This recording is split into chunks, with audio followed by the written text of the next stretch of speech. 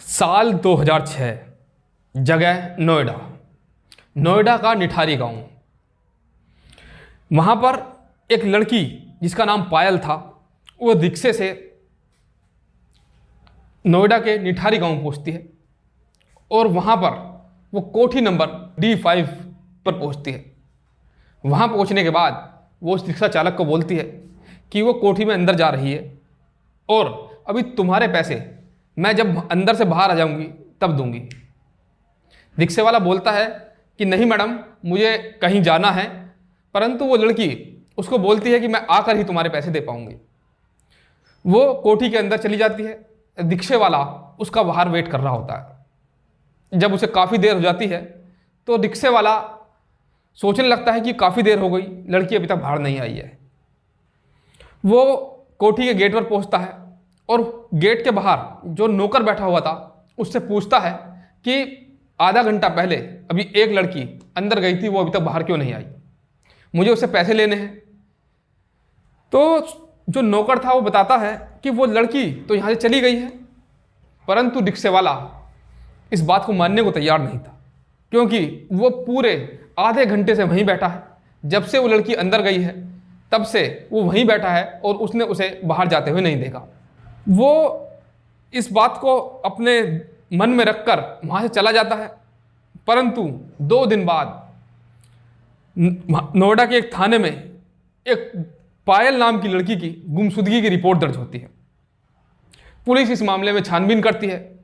छानबीन करते हुए पुलिस इस मामले में इस रिक्शे वाले के पास ही पहुंच जाती है और जब रिक्शे वाले के द्वारा बताया जाता है कि लड़की उसके सामने अंदर तो गई थी परंतु बाहर नहीं आई, पुलिस उसको D5 कोठी पर लेकर पहुंचती है और वहां पर जाकर छानबीन करती है। और पहली बार यह मामला इस तरह पुलिस तक पहुंच गया।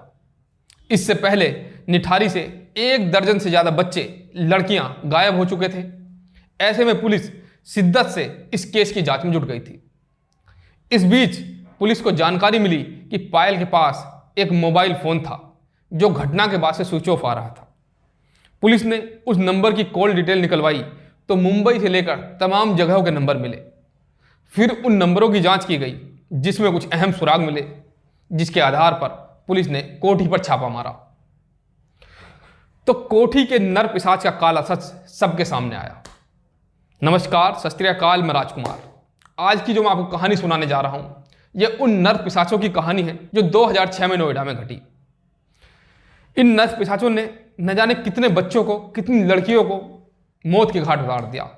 पुलिस ने सबूतों के आधार पर इन दोनों नर पिशाचों सुरेंद्र कोहली और मोनिंदर सिंह पंढेर को गिरफ्तार किया।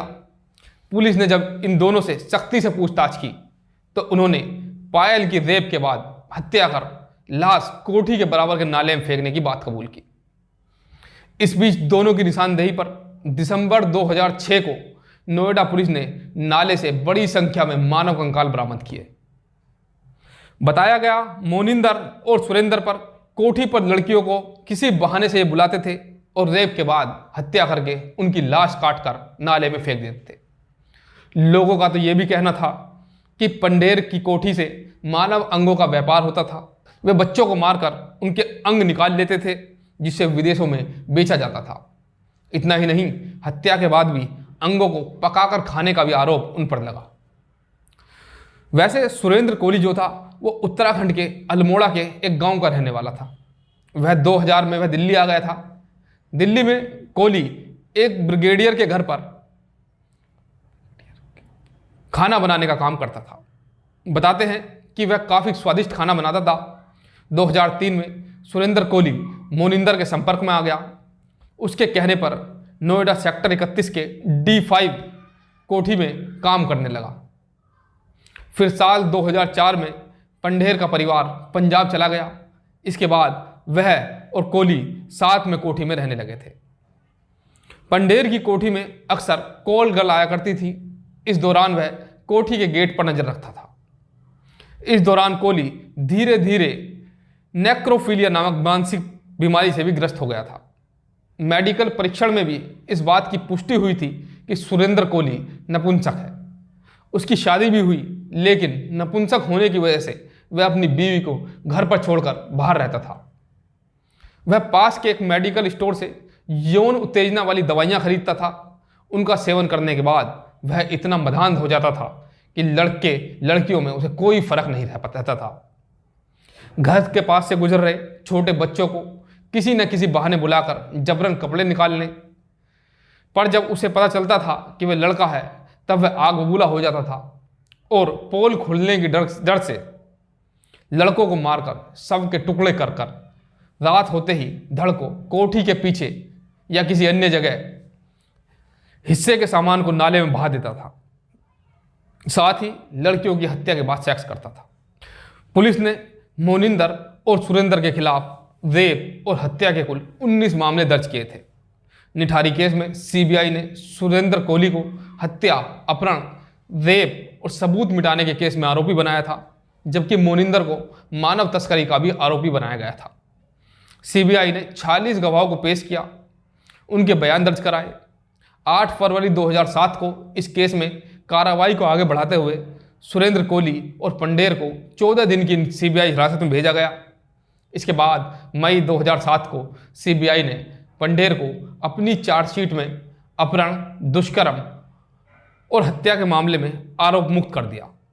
इसके ठीक 2 महीने बाद कोर्ट की फटकार के बाद फिर से सीबीआई ने उन्हें सहअभियुक्त बना दिया।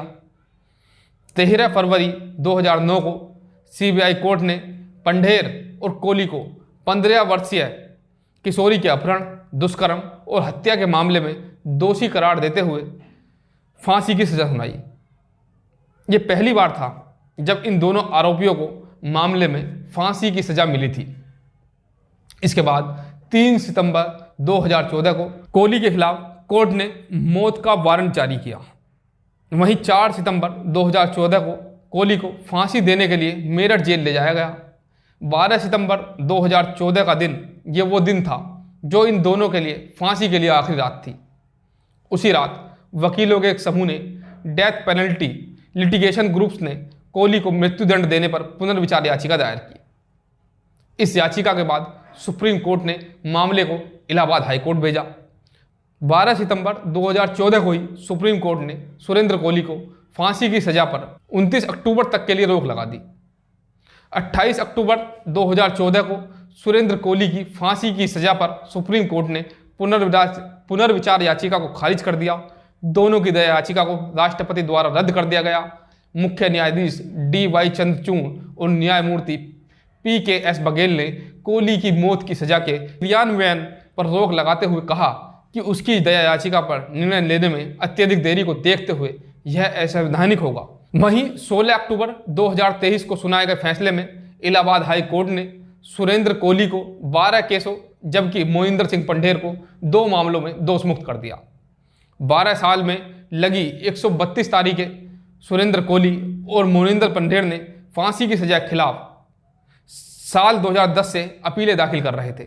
उनकी अपीलों पर अलग अलग खंडपीठों में सुनवाई हुई, जिसके लिए कुल 134 तारीखें लगाई गई।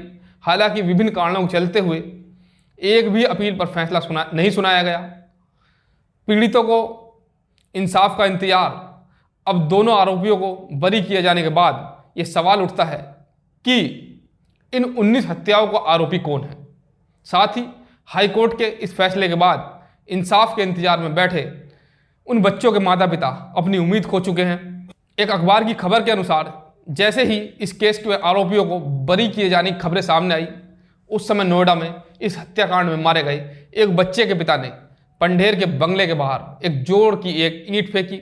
दरअसल ये आरोपियों के छूटने पर बच्चे के पिता की निराशा थी। वहीं इस कांड में 14 साल की बेटी को खो चुके 63 वर्षीय झब्बूलाल और 60 वर्षीय सुनीता को इस फैसले पर बहुत दुखी हुई। उन्होंने BBC से हुई बातचीत में कहा, हम इस फैसले से संतुष्ट नहीं हैं। जब कोई शख्स एक के बाद एक कई बच्चों को मारकर बरी हो सकता है, तो फिर जिसने 1 या 2 मर्डर किए हों तो उनको इस देश में क्या ही सजा हो सकती है। इस पूरे मामले ने दिल्ली, नोएडा क्या पूरे देश को दहला दिया था। परंतु जिस तरह से इसमें दोषियों को सजा से मुक्त किया गया वह काफ़ी हैरान करने वाला था। इससे ना निराशा केवल उन माता पिता को मिली, बल्कि पूरा देश भी इस मामले में निराश था।